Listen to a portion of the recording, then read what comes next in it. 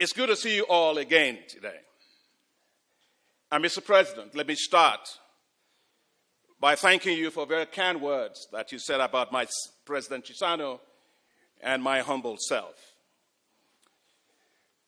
Mr. President, I just want to be clear that we are most honored and humbled, but we are simply servants for peace and reconciliation and for the revival of Zimbabwe. It is good to see you all again today. We gather today for the people of Zimbabwe. We gather for the future of Zimbabwe. We gather because we believe in a better future for Zimbabwe's youth. We gather because we are partners of hope for a nation that desperately needs hope. We gather to bring hope to the present, to change the realities for the people of Zimbabwe. We gather to facilitate a revived and vibrant Zimbabwe that can boost greater economic integration and prosperity for the entire Southern Africa development region. A revived Zimbabwe is good for Africa. A revived Zimbabwe is good for the world. I wish to thank you, Your Excellency President Mnangagwa, for your determination and resolve to ensure that you resolve well-known historical issues that led to the imposition of economic sanctions on Zimbabwe. Yes, it is the right thing to do, as 2 decades of sanctions have compromised the quality of life of the people of Zimbabwe. Economic sanctions are driving Zimbabwe further into unsustainable debt. The debt itself is not as debilitating as the arrears on the debt, since the country cannot access international concessional financing or other revenue or less expensive financing to pay down its debt obligations. Out of the $5.7 billion of bilateral debt, 69% of this is accounted for by arrears. Similarly, out of the $2.6 billion of multilateral debt, 91% is accounted for by arrears. So arrears is now the new debt of Zimbabwe. The past is hurting the present and the future of Zimbabwe. As president of the African Development Bank Group, for which literally everybody here, your countries are shareholders, I am very concerned about debt, and even more concerned about debt accumulation from arrears that don't have an end in sight. Zimbabwe cannot run up the hill of economic recovery carrying a backpack of debt on its back. It is time for a comprehensive debt arrears clearance and debt resolution for Zimbabwe. But getting there is not like a walk in the park. We must address history to make history. I am honored to have been asked by you, Your Excellency, Mr. President, to be the champion for Zimbabwe's arrears clearance and debt resolution. Together with His Excellency President Chissano, the facilitator of the high-level dialogues, we have been working closely with you, the government of Zimbabwe, development partners, private sector, and the civil society to find a common solution pathway towards the normalization of economic and financial engagement of Zimbabwe with the international community. The best way to solve any problem is to dialogue, to listen to all voices, to respect all voices, and to do so transparently and with commitment to narrow differences and divergences and reach consensus on concrete actions to be implemented. Actions that are developed from the ground up and owned by the government. Actions that will serve the people of Zimbabwe. Actions that are measurable by all parties so progress can be verified and comprehensively assessed. Actions that will allow the healing of the past and the reopening of a new and brighter future for Zimbabwe. The people of Zimbabwe have suffered enough. It is time for actions to solve the problems of the past, to clear the way for the future. After the first dialogue platform on arrears clearance and debt resolution process for Zimbabwe, held on the 1st of December 2022, we assembled here in Harare again on the 23rd of February 2023 for the second high-level dialogue. We were joined by His Excellency, President Mnangagwa, just as he's joining us today. A clear show of his strong commitment and support for this process. Thank you, Mr. President. Since then, 2 other high-level dialogues have been held on Zimbabwe's plans to clear its arrears and resolve debt obligations to creditors. Over the past 18 months, we, collective we, all of us together, have institutionalized a platform for regular, constructive, and open dialogue that is key for trust and confidence building among all stakeholders. The issues are not just economic or financial. They also involve governance, rule of law, human rights, freedom of speech, political level playing field, electoral reforms that will assure free and fair elections, as well as fairness, equity, and justice for the commercial farmers and other businesses that were dispossessed of their lands and for which there is a clear need for restitution and compensation. This will also include improving the overall business environment to attract greater private investments in line with what you, Your Excellency, Mr. President, always say: Zimbabwe is open for business. The 3 sector working groups, economic, governance, land tenure reforms, compensation under the Global Compensation Deed, and the bilateral investment promotion and protection agreements, have comprehensively discussed these issues, and those issues will still continue to be discussed over the past 4 high-level dialogues. There is a very strong and measurable commitment by the government to economic and fiscal policy reforms. The IMF Article 4 mission in December 2022 was successful and was approved by the board of the IMF. The government has taken the decision to eliminate multiple exchange rates, introduce an enhanced foreign exchange auction market, transfer outstanding debt of the Reserve Bank of Zimbabwe to the Treasury, and it's good to see you, Reserve Bank Governor, for greater transparency and avoiding off-budget financing, and to end the quasi-fiscal activities of the Reserve Bank of Zimbabwe. Those are not very easy things to do, but that shows the level of determination, of commitment of this government. When I was a kid, I used to have so much malaria. And at that time, we had something called Nivaquine, chloroquine. You all know it's a terrible thing. It was very bitter stuff. And my mother, knowing that I must get well, found a way for me to take them.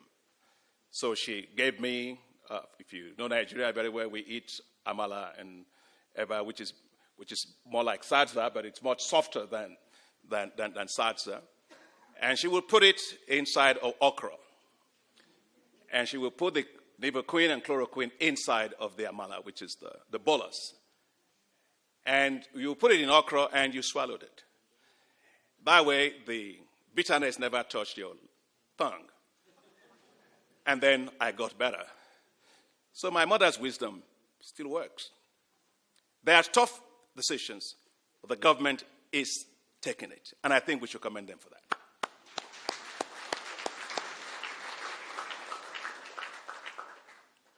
The government has also taken the decision to end subsidies and reform state-owned enterprises. Also, the establishment of the Liquidity Management Committee is a proactive measure that will promote effective coordination between fiscal and monetary policies. The decision of the government to embark on an IMF staff-monitored program, and I want to thank Carlos. Carlos, where are you around here? Well, thank you very much for all the great work you've been doing with the government on the macroeconomic side, and I feel so encouraged by that, and with the support of all the ambassadors. That decision to embark on an IMF staff-monitored program is an excellent one, and is reassuring to creditors, development partners, and multilateral and bilateral financial institutions, and will ensure that the reforms committed to are implemented. And that's very important. The most difficult and more sensitive reforms are the governance reforms. I wish to commend the sector working groups and the high-level dialogues for identifying 6 critical areas for which reforms should be implemented: judicial sector reforms, public sector transparency and accountability, combating corruption, human rights promotion, electoral reforms, and national unity, peace, and reconciliation.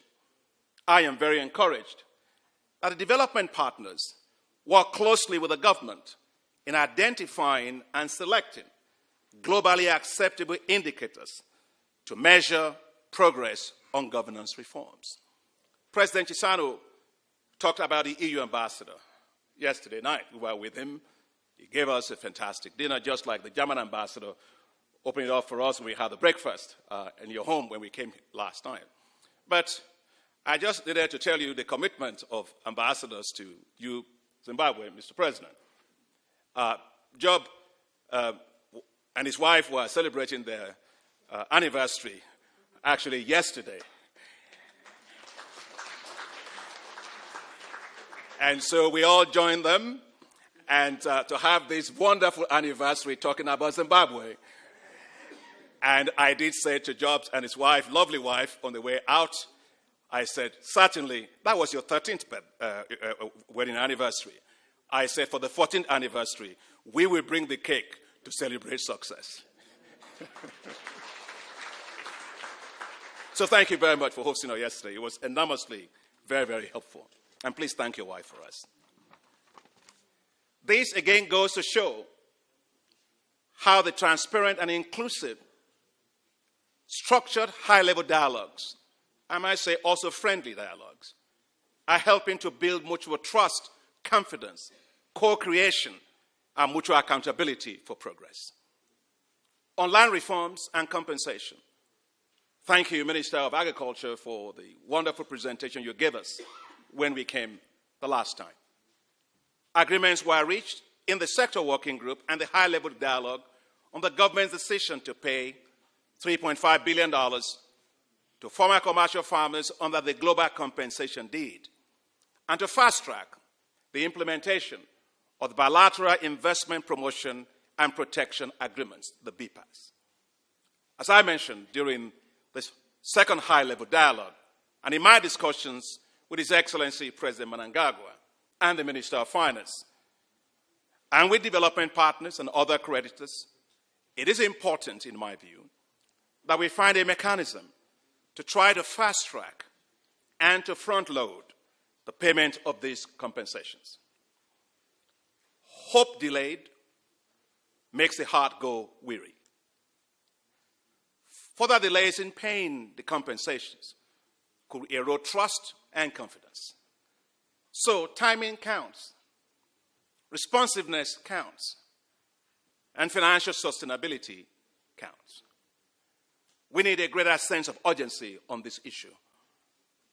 And that is why at the African Development Bank, we're currently working with the Minister of Finance, the government of Zimbabwe, to develop an innovative financial instrument and structure that could potentially be used to front-load the mobilization of the $3.5 billion for these compensations. I would like to encourage developing partners to work together on this proposed structure with us because we think it can help to leverage the capital markets to fund the compensations without adding additional debt to Zimbabwe. The government has also taken the decision to make land titles available to enhance the security of commercial farmland, and these will be 99-year leases which are also commercially viable, bankable, and transferable. Your Excellencies, ladies and gentlemen, the government of Zimbabwe is clearly and genuinely very committed. It is committed to taking tough decisions to move this process forward, as we heard from His Excellency, the President, speaking extemporaneously from his heart to us today. And the development partners and creditors are genuinely very committed and have been engaging very positively and proactively in these dialogues. We know what needs to be done. The challenge now is to do them, and do them quickly, and ensure that there are measurable indicators to assess the direction and pace of progress. We must move more rapidly now into speedy implementation on the ground. Let's turn matrices into materiality. Let's turn resolve into results. But actions will have effects, and we must protect the people. We therefore call for and strongly support a funded IMF staff-monitored program to help cushion the impacts of these tough reforms will have on the population. Please remember my late mother's feeding me with liver queen inside of amala with okra. It goes down better. The success of the efforts we have all put into this process will depend on what happens with the upcoming presidential elections. I wish to commend you, Mr. President, for your strong commitment and statements that the elections will be free and fair. The people of Zimbabwe and the international community will be watching very closely. The full weight of re-engagement with the international community will depend on this. It will also depend not just on the election, but the entire electoral processes that guarantees a credible election. Thank you, Your Excellency, Mr. President, for your words, and I quote, "We are anxious and determined to have transparent process for election in Zimbabwe." And then you added further, the international observers will be invited according to our procedures. Thank you very much, Mr. President. We need to ensure that there is concrete and measurable progress on the Zimbabwe Democracy and Economic Recovery Act, ZIDERA, which is critical for re-engagement with the United States. We must do all to fully fulfill all the conditions under ZIDERA so that verifiable progress can be used to support advocacy for the lifting of sanctions imposed by the U.S. Congress under ZIDERA. From the visit of President Chisano and I to the United States, which you mentioned, Mr. President, to meet with leaders in the U.S. Congress, Treasury Department, the State Department, and other U.S. agencies, it was very clear that there is support for this high-level dialogue, and hope that it will translate into concrete and measurable progress on the ground to inform a consideration for the lifting of sanctions under ZIDERA. Your Excellencies, ladies and gentlemen, in 2 decades since Zimbabwe came under sanctions, this high-level structured dialogue is the most comprehensive and action-driven process to forge a collective pathway forward for Zimbabwe. The President is involved. The ministers are involved. The whole of the government is involved. Development partners are involved. The civil society is involved. the affected farmers are involved, and the creditors are involved. Yes, the journey may still be long. Yes, there may still be some rough patches, but we are walking together and working together. The government, development partners, civil society, private sector, and creditors. Thank you, Mr. President, for your strong statement, and I quote, "My door remains open to receive you individually and collectively. Broken bridges of trust are being rebuilt. Confidence is gradually being restored. The end is in sight, even if it may be of a far side. And it is one I know we can reach together.